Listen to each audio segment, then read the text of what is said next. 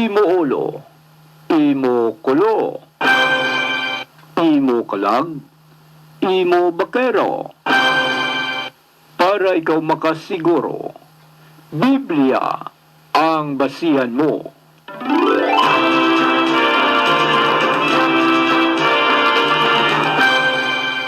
Diri sa Kape Kagabandisol.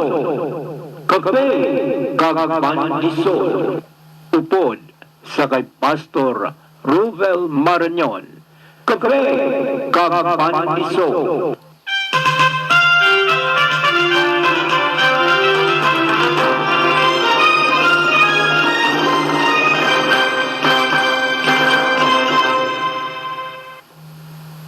Kagkaron ang alagad sang Ginoo. Good morning, good morning, good morning. Samtang nagapangape kamo, kag nagakaon pandisal sa sini nga kagahon, upod nyo naman si Pastor Robel Marañon. Ang ini nga programa ginatuguluhan nga ka-faith kag pandisol para mag-increase ang aton nga faith kag makakaon ang aton nga soul amo nang pulong sang Ginoo. Buksan ta subong sa Luke 13 verse 6 to 9. Ang aton topic subong the parable of the fig tree. Siling diri sang pulong sang Ginoo, Luke 13 verse 6. Dayon si Jesus nagsugid sa ila sining palanggiran. May isa ka tawo nga nagtanom sang kahoy nga higira sa iya ulubasan. Nagkagto siya sa pagpangita sing bunga sa sina nga higira, pero wala gid siya sing may nakita. Gani nagsiling siya sa iya manugtatap, tan-awa bala, 3 na katuig ang pagbalik-balik ko diri sa pagpangita sing bunga sa sini nga kahoy nga higira, pero wala gid ako sing may nakita. Tapsa na lang ini nga magpadayon ini sa pagpalamgod sa duta. Pero ang manugtatap nagsabat, Sir, pabay ilang ini anay sa sini nga tuig. Kutkutan ko ang palibot sini kag abunuhan. Kung ini nga kahoy mamunga sa madason nga tuig, ti maayo. Kung hindi gani, ti ipatapas po na lang ini. So ini mga utod sa parable of the fig tree, may 3 kita diri ka elemento nga makitaan. Una, amo ni sa ang vineyard owner, nga amo ning aton nga Ginoo, ang Dios. Di ba siya na nagtugas ang tanan diri sa kalibutan?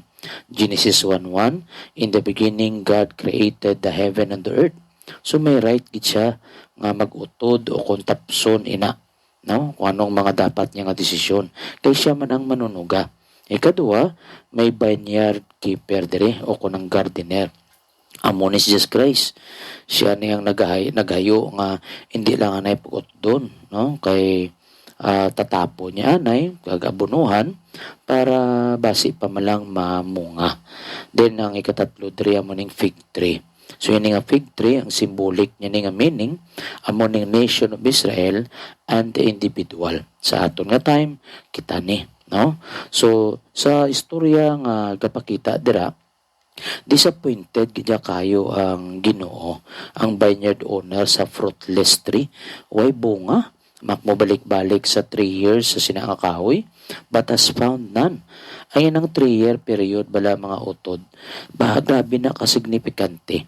Kay tungod sa 3 years si John the Baptist, nagawali man sa nga repent, for the kingdom of heaven is at hand. So mga utod, ang pinaka key verse diri sa Luke 13 verse 3. Ginambal ni Gidera, no? Sa Luke 13 verse 3, kung ara ka mo da, may Bible ka mo, sili nga, hindi. Nagkasiling ako sa inyo nga kung hindi ka mo mag-untat sa pagpakasala, mapatay ka mo tanan, pareho man sa ila. So ang fruit gali nga ginabalik-balik sang Ginoo, amo na ang fruit of repentance. Ga-expectar gid siya nga ang tao mangayo sang patawad sa iya, manong balik sa iya. Kay tanan kita makasasala mo. Di ba ginambal na sa Romans 3:23? For all have sinned and fall short of the glory of God. Daghang kabayaran sa sala. Romans 6:23. The wages of sin is death. So utod amon nga balik-balik ti way gid bunga. Tamo na nga dira nagdesisyon na gid siya nga utdon na lang. Ara ng wasay ngay utod sina nga kahoy. Kay way na bunga mo nga gapanubo pa na kuno sa duta. Fruit of repentance gid ang gina-expectar sa Ginoo. Di sa mga Jew nga nagapamati isang gambal ni Jesus Christ sa mga kay John the Baptist pagig nga ginahambal na sila nga mangayo sila sa patawad, very offending niya sa ila ya. Nga kinanglan pa sila nga needed sila magrepent, no? Kay gin-reject na gani nila si Jesus Christ.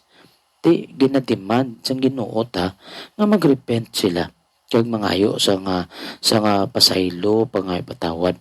Pero wala man kay tig ang ila tigay pusoon niya nga aman nga mangayo kami patawad. Kay ara naman samon ang revelation sang Ginoo. Si Father Abraham sa amon man ang alay. Ang Mosaic Law, the Ten Commandments. Kag sa ilaya panulukan, tutom gid sila. Amon ang pero ang kamaturan, balaan gid sa Ginoo ila tagipusoon that the Jew, no, mga skribo kag parisiyo, they had departed from the true faith. Totoo nga pagtulayo na gid sila ya. Kag ang tutuod nga buhi nga Dios ginahimo-imuan nila ya ang ginatawag bala nga patakaran sa simbahan. Gihimo sila sang system of works righteousness nga abomination sa Ginoo. Tamo na ang vineyard owner ang aton Ginoo gusto na gid doon sila. May justified na gid ang Ginoo nga tearing down the tree kay wala na bunga. Ara na gid ang wasay, naka-ready na. Pero ang gardener amo ni si Jesus Christ nagayo pagid nag-plead siya for a little more time. Pagid 1 year. Hindi ako kumbaga, dili ka pakita utod nga grabe ni sa kaimportante kay pila na lang kabulan before the crucifixion. Kag madamo ng miracle nga ginapakita ang Jesus Christ. Kag ang pinakadako nga miracle dira abi nyo kung ano, the incredible miracle of raising of Lazarus from the dead. Ginbuhi niya si Lazarus nga pila na to'y kadlaw nga napatay, no?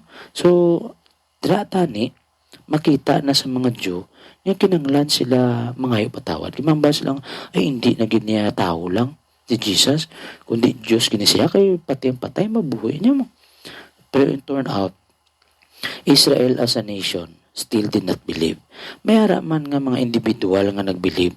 Ginbutang gidra sa John chapter 12 verse 10 to 11. May mga nag-believe, damo man nga nagtuo. Pero sa nation of Israel, wala tig-agit. So ang compassionate gardener, si Jesus Christ, nag-intercede pagid sang dako nga tsimpo. Kaya ambal niya, water ko sila, i-fertilize ko sila para ining fruitless nga tree, no?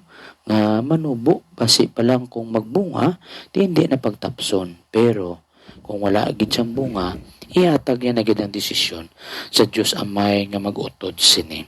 So, ang lesson sini mga utod nga ang aton nga tsimpo is just a borrowed time, hindi permanent. God's patience has a limit. Ang pagpasensya sa Ginoo may limitasyon. Sa sini nga parabol, the vineyard owner, no, grant niya ang another year of life to the tree. So, in the same way, sa aton man, sa iya nga mercy, sa Ginoo, mercy niya, grant kita sang another nga extension sa aton kabuhi. Si Jesus Christ, kasigi siya wali, kasigi sa padala sa mga mensahedor niya. He stands at the door of each man's heart. Nagapanuktok sa aton na kung makasulod siya kag magpangayo ta sa patawad, mas kumbaga ay na nga tagipusoon, makapangayo patawad pabalik sa Ginoo. So utod ang pagpasensya sang Dios nga may will come to an end. Ang ini kung wala ka bunga sa paginulsol, hindi ka manumbalik sa Ginoo, the individual will be cut down. Utdon ka na lang gidya utod. Ang imo kabuhi, stop na sa Ginoo. Kay wala man gyapon sa pagpamunga. At kay mga utod ang ato ni kabuhi, borrowed time ni. Judgment is near. Lapit na lang gidya ang pagbalik sa Ginoo. Amon aga ni utod nga si Prophet Isaiah nagambal gidra. Seek the Lord while he may be found. Call on him while he is near. Let the wicked forsake his way, and the evil man his thoughts. Let him turn to the Lord, and he will have mercy on him and to our God, for he will freely pardon. Ti utod, ambal gidra nga kita mangita sang Ginoo. No? While he may be found, kay ara pa siya, makitaan pa siya. Hindi na pag-usiki ang tsimpo nga ginhatag sang Ginoo sa aton. Paagi kay Kristo Jesus, ginkwa niya mo, kumbaga ginpuspo niya anay, nga tapuson ang kabuhita. Ti utod hindi na napagsayanga, balik na sa Ginoo, seek the Lord. No, paano ka mag-seek sa Ginoo? Mamati ka sa pulong sa Ginoo, kay iya na pulong. Magbasa ka sa Biblia, no? Kag magsimba, kidra mo na mabatian ang pulong sa Ginoo. And then, call on him while he is near. Mga muyo kita samtang lapit pa siya. Ang utod, libre ang pagpangamuyo. Ang gusto lang gid sang Ginoo, iambal mo, ituad mo nga makasasala ka. Ilambala siya nga Lord, nang hindi ko kaya magbago. Kinanglanta ka, gae ko sang kusog, nga hindi na ko makahimo sa mga sala. Amo na panawag ka siya utod, kay gambal madagasan ni gani siya nga, call unto me, and I will answer you. Amo lang na iya, amo lang na ginapangayo sang Ginoo. Pangitaa siya, tawga siya pagi sa pagpangamuyo. Kag-ari pagit, ikatatlo, let the wicked forsake his way. Kung ano man ang mga malain mo na ginahimo, untatin na nautod.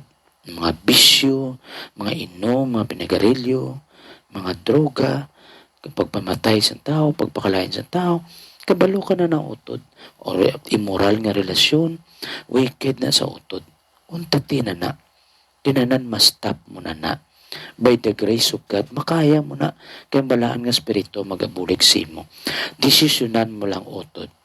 Kaya akong experience ko man na, sang hindi pa ko Christian sa una, no? Sang hindi pa ko pastor sa una, gina-justify kung akon nga sala. Ti, sa uli damo man ko bisyo, pero kanami sang pagpalangga sang Ginoo sa aton.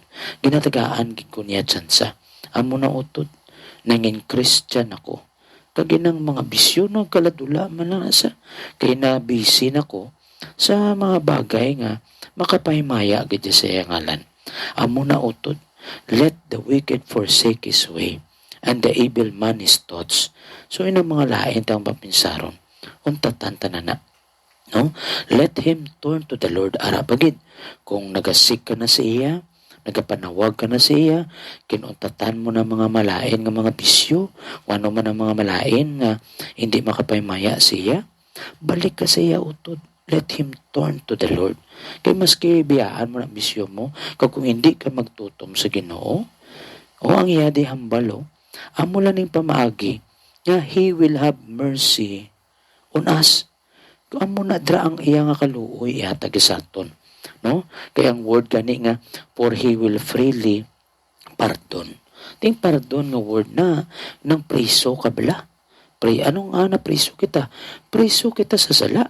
Kaya mo na nga kung para sabi isa ka priso, hara sa sulod sa pisuhan, manawag na ang presidente abi, no? Nga pagwaon na sa, no? Ibutang sa pardon nga list.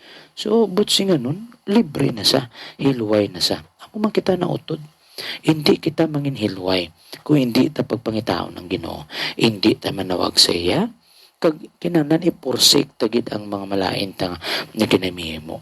Kag dra maluoy sa saton, kag patawaron niya kita.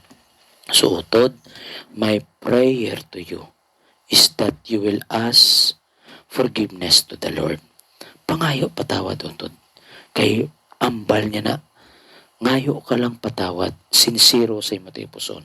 Kay patawaron niya ka, kag tinluan niya ka sa tanan nga ginhimo mo nga malain. So utod, very clear ang mensahe sang Ginoo.